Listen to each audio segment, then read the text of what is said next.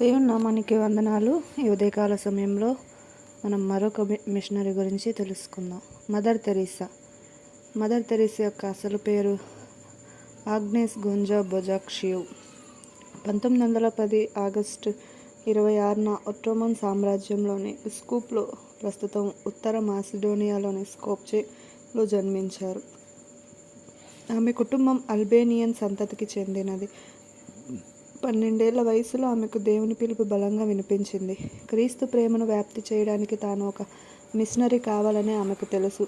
18 ఏళ్ల వయసులో ఆమె స్కోప్జేలోని తన పుట్టింటిని విడిచిపెట్టి భారతదేశంలో మిషన్లు నిర్వహిస్తున్న ఐరిష్ సన్యాసులను సంఘమైన సిస్టర్ ఆఫ్ లోరెట్లో చేరారు. డబ్లిన్లో కొన్ని నెలల శిక్షణ తర్వాత ఆమెను భారతదేశానికి పంపారు. అక్కడ 1931 మే 24న ఆమె సన్యాసినిగా తన తొలి ప్రమాణాలు స్వీకరించారు. 1931 నుండి 1948 వరకు మదర్ తెరీసా కలకత్తాలోని సెయింట్ మేరీస్ ఉన్నత పాఠశాలలో బోధించారు. కానీ కాన్వెంట్ గోడల వెలుపల ఆమె చూసిన బాధలు, పేదరికం ఆమెపై ఎంతగానో ముద్ర వేశాయి. దాంతో 1948లో ఆమె కాన్వెంట్ పాఠశాలను విడిచిపెట్టి కలకత్తా మురికివాడలలోని అత్యంత నిరుపేదల మధ్య సేవ చేయడానికి తనను తాను అంకితం చేసుకోవడానికి తనపై అధికారుల నుండి అనుమతి పొందారు. ఆమె వద్ద నిధులు లేనప్పటికీ ఆమె దైవ అనుగ్రహంపై ఆధారపడి మురికివాడల పిల్లల కోసం ఒక బహిరంగ పాఠశాలను ప్రారంభించారు. త్వరలోనే స్వచ్ఛంద సహాయకులు ఆమెతో చేరారు. ఆర్థిక సహాయం కూడా లభించింది. దీనివల్ల ఆమె తన పని పరిధిని విస్తరించుకోగలిగారు. 1950 అక్టోబర్ 7న ఎవరూ పట్టించుకొని వ్యక్తులను ప్రేమించడం మరియు సంరక్షించడం ప్రధాన కర్తవ్యంగా ఉన్న ది మిషనరీస్ ఆఫ్ చారిటీ అనే తన సొంత సంస్థను ప్రారంభించడానికి మదర్ తెరీసా హోలిసీ నుండి అనుమతి పొందారు. 1965లో పోప్ పాల్ యొక్క డిగ్రీ ద్వారా ఈ సొసైటీకి ఒక అంతర్జాతీయ మత కుటుంబంగా మారింది. సంస్థ యొక్క తొలి ప్రయత్నాల్లో కొన్ని పాఠశాలలు, వైద్యశాలలు మరియు ఆహార పంపిణీ కేంద్రాలను తెరవడం 1950వ దశకంలో కోల్కతాలోని అనేక స్థానిక ఆసుపత్రులు వైద్య సహాయం అందని స్థితిలో ఉన్న పేదవారిని చేర్చుకోలేకపోయారు. వారి కుటుంబాలు వారిని చూసుకోలేని పక్షంలో అటువంటి నిరుపేదలను కొన్నిసార్లు వీధుల్లోనే చనిపోవడానికి వదిలేసేవారు. 1952లో మదర్ తెరీసా శుద్ధ హృదయుల గృహం అనే శరణాలయాన్ని స్థాపించారు. ఇక్కడ ప్రాణాంతక వ్యాధులతో బాధపడుతున్న వారు గౌరవప్రదంగా మరణించవచ్చు. ఆమె సంస్థ అంధులు, వృద్ధులు మరియు వికలాంగులకు సేవ చేసే అనేక కేంద్రాలను కూడా ప్రారంభించింది. మదర్ తెరీసా మార్గదర్శకత్వంలో మిషనరీస్ ఆఫ్ చారిటీ సంస్థ భారతదేశంలోని అసన్సోల్ సమీపంలో కుష్టి వ్యాధిగ్రస్తుల కోసం శాంతినగర్ అనే కాలనీని నిర్మించింది.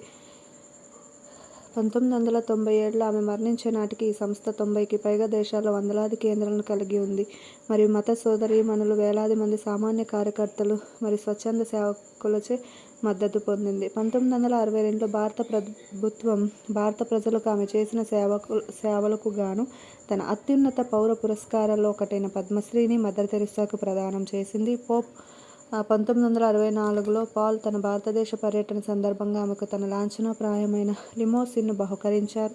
దాన్ని ఆమె శాంతినగర్కు నిధులు సమకూర్చడంలో సహాయపడడానికి వెంటనే లాటరీ తీశారు.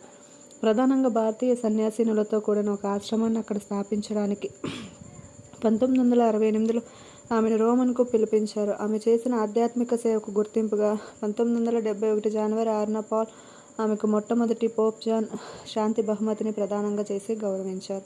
1979లో ఆమె తన మానవతావాద సేవకులు గాను నోబెల్ శాంతి బహుమతిని అందుకున్నారు మరియు మరుసటి సంవత్సరం భారత ప్రభుత్వం ఆమెకు దేశ అత్యున్నత పౌర పురస్కారమైన భారతరత్నను కూడా ప్రదానం చేసింది.